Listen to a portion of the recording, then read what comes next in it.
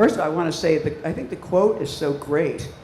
The job of the writer is to make the revolution irresistible. I think is such a, I mean, it's just basically to make art that is sexy, you know, and so that you're sort of already there. Just by consuming it, you're participating in it. And I think, you know, I think we'll talk about this more later, but I think all the stuff about censorship is the fact that they know that kids are so interested and excited in these books. They see them going there. We're not, I mean, we all make jokes about proselytizing and that we all do proselytize all the time.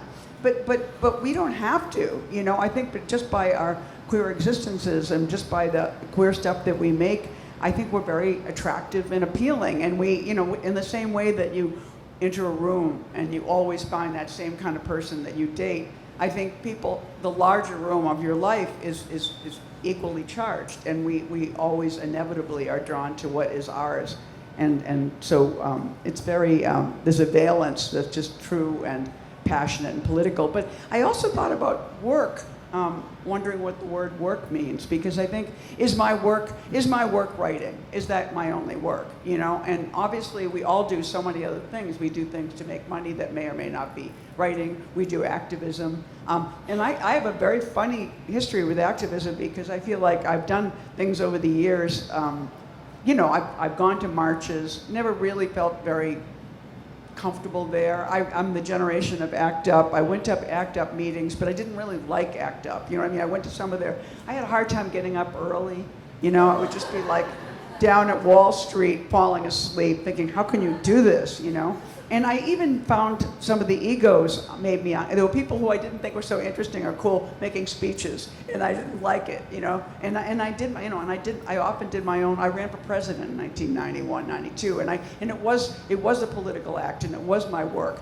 But it did change something, because it gave me a sense of what it would be like if I spoke politically outside of my books, you know? And it wasn't until the past few years where I've gotten really involved. There was I mean, if any of you follow me on Instagram, there's a park in New York City, East River Park, which is really the vernacular people's park by the East River. And, you know, like the east side is the poorer side of Manhattan, and the west side is completely developed.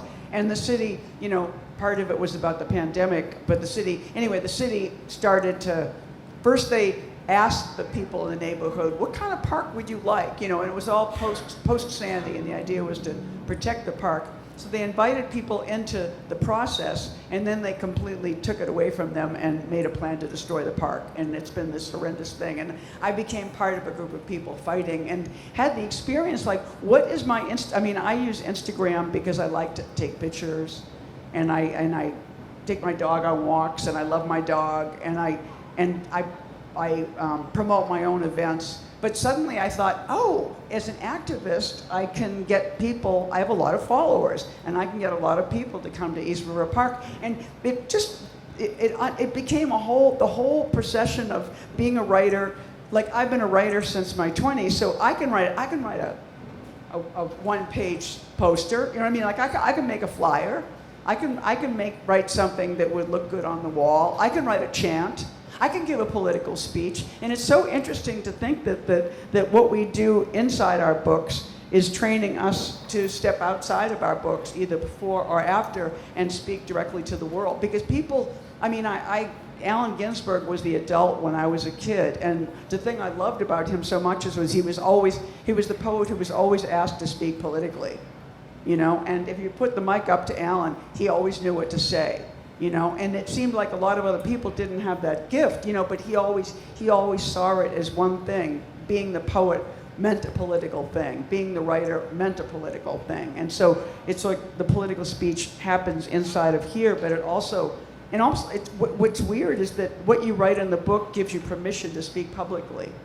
And that shouldn't be true, but in my case, I felt somehow legitimized by the fact of my work, you know, and then was less afraid to stand up and think I had a right to speak to people.